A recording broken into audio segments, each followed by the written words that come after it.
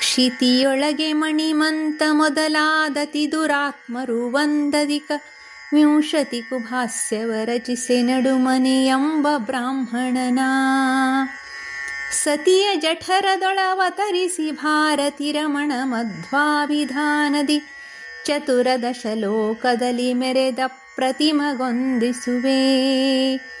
ಚತುರದಶ ಲೋಕದಲ್ಲಿ ಮೆರೆದ ಪ್ರತಿಮಗೊಂದಿಸುವೆ. ಶ್ರೀ ಗುರುಭ್ಯೋ ನಮಃ. ಮಂಗಳಾಚರಣ ಸಂಧಿಯ 8ನೆಯ ನುಡಿ ಮತ್ತು ಅರ್ಥವನ್ನು ನೋಡೋಣ. ಕ್ಷಿತಿಯೊಳಗೆ ಮಣಿಮಂತ ಮೊದಲಾದತಿ ದುರಾತ್ಮರು ಒಂದಧಿಕ ವಿಂಶತಿ ಕುಭಾಷ್ಯವ ರಚಿಸೆ ನಡುಮನೆ ಎಂಬ ಬ್ರಾಹ್ಮಣನ ಸತಿಯ ಜಠರದೊಳವತರಿಸಿ ಭಾರತೀ ರಮಣ ಮಧ್ವಾಭಿಧಾನದಿ ಚತುರದಶ ಲೋಕದಲ್ಲಿ ಮೆರೆದ ಪ್ರತಿಮಗೊಂದಿಸುವೆ. ದಾಸರು ಇಲ್ಲಿ ಶ್ರೀ ವೇದವ್ಯಾಸರನ್ನ ಸ್ತೋತ್ರ ಮಾಡಿದ ನಂತರದಲ್ಲಿ ಈ ನುಡಿಯಲ್ಲಿ ದ್ವೈತ ಪ್ರವರ್ತಕರಾದ ಹಾಗೂ ಪಂಚಭೇದ ತಾರತಮ್ಯವನ್ನು ಜಗತ್ತಿಗೆ ತಿಳಿಸಿಕೊಟ್ಟಂತಹ ಜಗದ್ಗುರುಗಳಾದ ಶ್ರೀಮದಾಚಾರ್ಯರನ್ನು ಮುಂದಿನ 2 ನುಡಿಗಳಿಂದ ಭಕ್ತಿಯಿಂದ ಸ್ತೋತ್ರ ಮಾಡಿ ನಮಿಸುತ್ತಿದ್ದಾರೆ.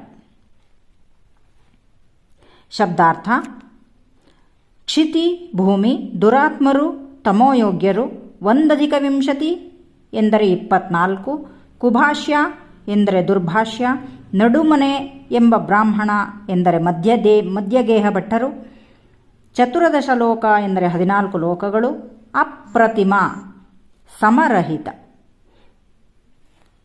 ಮೊದಲು ಸಾಮಾನ್ಯ ಅರ್ಥವನ್ನು ತಿಳಿದು ನಂತರದಲ್ಲಿ ಹೆಚ್ಚಿನ ಚಿಂತನೆಯನ್ನು ಮಾಡೋಣ. ಇಲ್ಲಿ ಸುಮಧ್ವ ವಿಜಯದ ಮತ್ತು ಅನೇಕ ಗ್ರಂಥಗಳಲ್ಲಿ ಮತ್ತು ಪವಮಾನ ಬಳಿತ ಸೂಕ್ತಗಳಲ್ಲಿ ವೇದಾದಿಗಳಲ್ಲಿ ಉಕ್ತವಾದ ಶ್ರೀಮದಾಚಾರ್ಯರ ಮಹಿಮೆಯನ್ನು ಸಂಗ್ರಹಿಸಿ ದಾಸರು ತಮ್ಮ ಮಾತಿನಲ್ಲಿ ತಿಳಿಸುತ್ತಿದ್ದಾರೆ.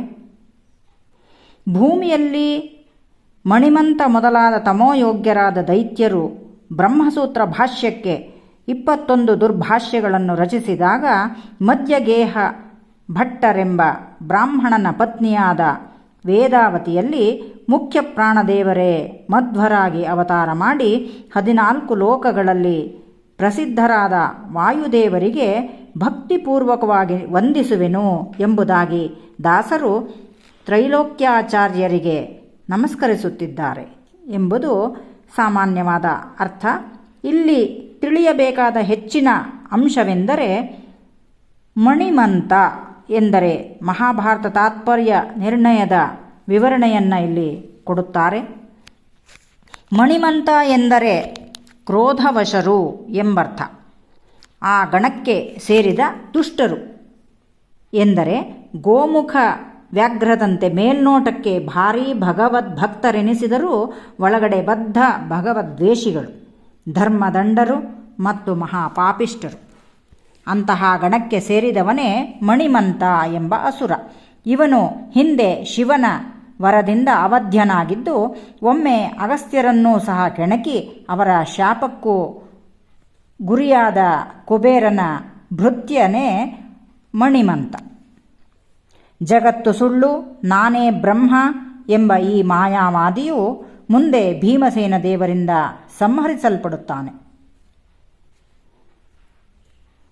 ಈ ನುಡಿಯಲ್ಲಿ ಮುಂದೆ ಭಾರತೀ ರಮಣ ಎಂಬುದಾಗಿ ಶಬ್ದ ಪ್ರಯೋಗ ಮಾಡಿರುವುದರಿಂದ ಮಧ್ವರಾಗಿ ಅವತರಿಸಿದ ವಾಯುದೇವರು ಮುಖ್ಯ ಪ್ರಾಣರೇ ಹೊರತು ಬೇರೆ ಯಾವ ಅಹಂಕಾರಿಕ ಪ್ರಾಣ ಎಂದಾಗಲಿ ಪ್ರವಾಹವಾಯುವು ಅಲ್ಲ ಎಂಬುದು ಗಮನಾರ್ಹ ಸಂಗತಿ. ತ್ರೈಲೋಕ್ಯಾಚಾರ್ಯ ಎಂಬುದು ವಾಯುಸ್ತುತಿಯಲ್ಲಿಯೂ ಉಕ್ತವಾಗಿರುವ ಪದ. ಅಪ್ರತಿಮ ಎಂಬ ಈ ಪದವು ಶ್ರೀಮದಾಚಾರ್ಯರು ಹೋಲಿಕೆ ಇಲ್ಲದವರು, ಅವರಿಗೆ ಸಮರಾದ ಬ್ರಹ್ಮದೇವರ ಅವತಾರ ಬೇರೊಂದಿಲ್ಲ. ಆದ್ದರಿಂದ ಅಪ್ರತಿಮರೆಂಬ ಅರ್ಥ ಸಮಯೋಚಿತವಾಗಿದೆ.